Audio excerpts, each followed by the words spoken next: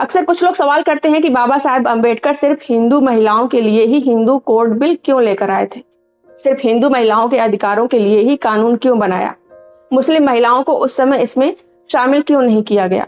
या मुस्लिम personal law में सुधार क्यों नहीं किया गया? क्या ये मुस्लिम महिलाओं के साथ अन्याय नहीं था? अगर आपने भी ये सवाल सुना है या कभी खुद सोचा है, तो आज इस वीडियो में हम इन सभी सवालों का सीधा, साफ और पूरा जवाब समझेंगे, इतिहास के आधार पर, बिना किसी भ्रम के। क्या हिंदू महिलाओं के साथ धोखा हुआ? क्या बाबा साहेब ने सिर्फ हिंदू महिलाओं को ही एक्सपेरिमेंट के लिए चुना? ये सवाल भी अक्सर उठाया जाता है। और सबसे बड़ा सवाल, मुस्लिम महिलाओं को बाबा साहेब ने क्यों छोड़ दिया? उनको इग्नोर क्यों कर दिया? उनके अधिकारों के लिए कानून क्यों नहीं बनाए? ये सवाल आज सोशल मीडिया पर बार बार उठता है और बहुत बार इसका इस्तेमाल लोगों को भड़काने के लिए किया जाता है। लेकिन सच क्या है, आइए जानते हैं।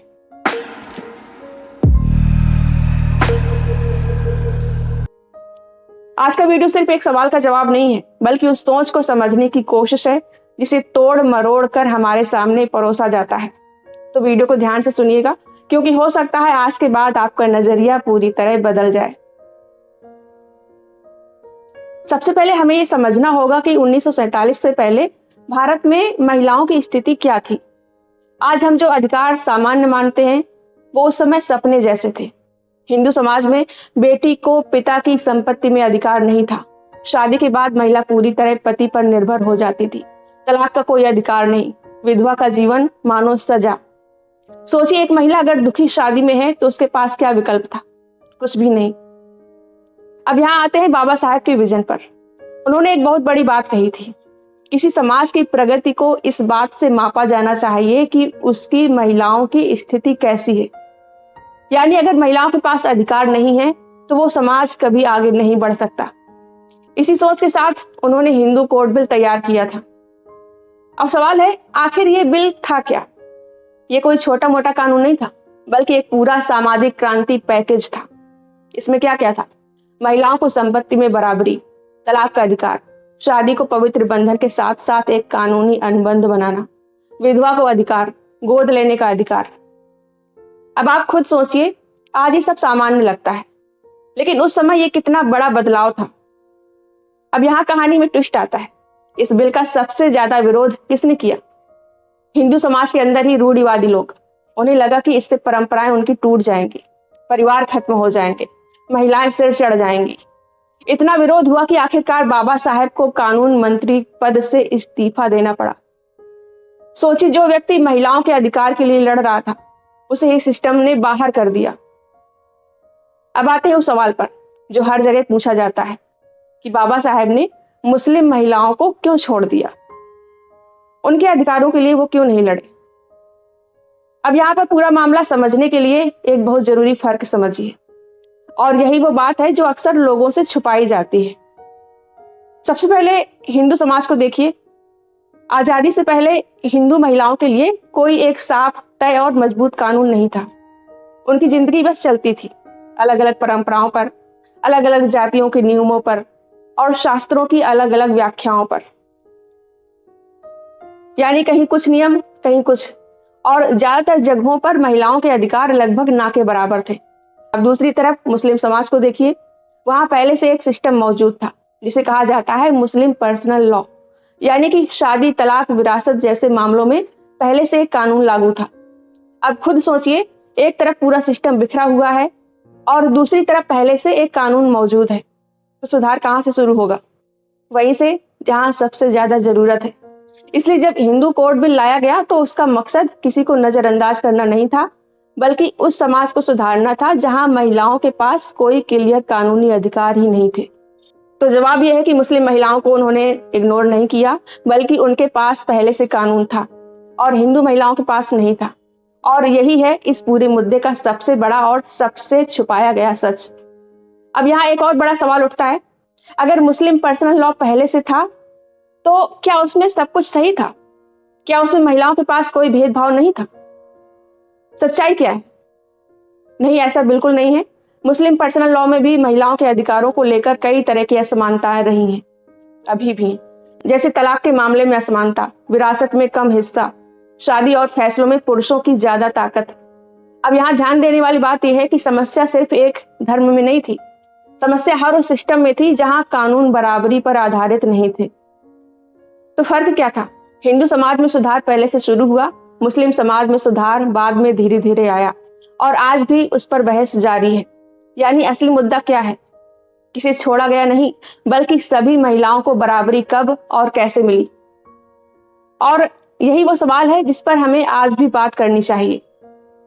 बाबा साहेब अम्बेडकर द्वारा मुस्लिम महिलाओं के लिए नया कानून या उनके पर्सनल लॉ में सुधार न करना आपको पहली नजर में भेदभाव लग सकता है।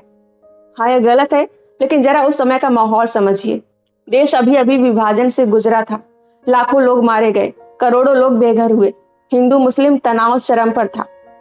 ऐसे समय में अगर सरकार मुस्लिम पर्सनल लॉ को भी बदलने की कोशिश करती तो क्या होता? दंगे होते, अस्थिरता, और शायद देश और टूट जाता। यहाँ एक और सच्चाई है जिसे लोग छुपाते हैं। ये एक राजनीतिक और सामाजिक रणनीति थी। सरकार ने सोचा जहां बदलाव संभव है वहीं से शुरुआत करो, और उस समय हिंदू समाज में सुधार की मांग ज्यादा थी। अब सबसे जरूरी सवाल, क्या बाबा साहेब सिर्फ हिंदुओं के लिए कानून चाहते थे? बिल्कुल नहीं। वो चाहते थे सभी धर्मों के लिए एक समान कानून हो, यानी कि यूनिफॉर्म सिविल कोड हो। उन्होंने ये भी समझा कि समाज तैयार नहीं है, जबरदस्ती करने से नुकसान होगा। सुधार हमेशा स्टेप बाय स्टेप होता है, हर समाज अपनी गति से बदलता है, और सबसे जरूरी नफरत से नहीं, समझ से बदलाव आता है। लेकिन आज इस मुद्दे का इस्तेमाल कैसे होता है? लोगों को बांटने के लिए, धर्म के नाम पर गुस्सा पैदा करने के लिए और अपने फायदे के लिए। लेकिन हमें क्या करना चाहिए? सवाल पूछना चाहिए, इतिहास समझना चाहिए और सच को पहचानना चाहिए। बाबा साहब ने कभी नफरत नहीं सिखाई, उन्होंने सिखाया अधिकार, समानता और इंसानियत। अब यहाँ एक और बहुत बड़ा भ्रम तोड़ना जरूरी है। अक्सर लोग कहते हैं बाबा साहब ने मुस्लिम समाज की कमियों पर कभी बात नहीं की, लेकिन सच्चाई क्या है? बाबा साहब ने खुलकर आलोचना की थी। उन्होंने अपनी किताब Pakistan of the partition of India में मुस्लिम समाज की कई समस्याओं को सामने रखा था। उन्होंने क्या लिखा था? उन्होंने बताया कि मुस्लिम समाज में भी महिलाओं की स्थिति आदर्श नहीं थी। खासतौर पर उन्होंने पर्दा प्रथा की आलोचना की। उन्होंने लिखा कि पर्दा महिलाओं को समाज से काट देता है, उनकी आज़ादी छीन लेता है और उन्हें पुरुषों पर निर्भर बना देता है। इतना ही नहीं, उन्होंने बहुविवाह और तलाक के सिस्टम पर भी सवाल उठाए।